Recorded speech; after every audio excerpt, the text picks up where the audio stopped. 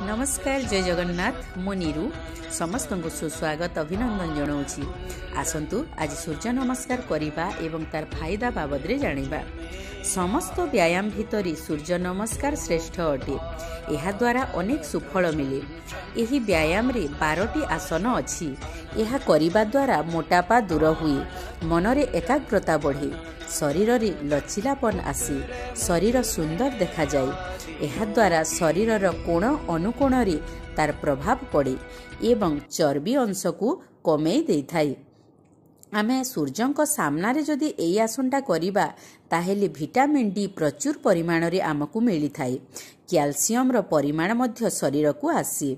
आम बोनटा स्ट्रॉन्ग हुए, जहा फल रे बुढ़ापारे जो अंटा नई पड़े सेही अंटा नईबापणटा दूर करि थाए।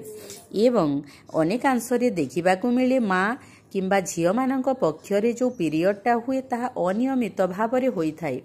एही सूर्य नमस्कार करिबा द्वारा ताहा मध्य दूर होई प्रत्येक मास नियमित भाव रे होई थाए। एवं एही आसन करिबा द्वारा आमर हाई ब्लड प्रेशरटा कंट्रोल रे आसी जाई थाए। एई सब फायदा एही आसन द्वारा आमको मिली थाए। आसंतु सूर्य नमस्कार करिबा एवं आमे निरोग रहिबा सहित निजको सुंदर करी गढ़ी तोलिबा। धन्यवाद।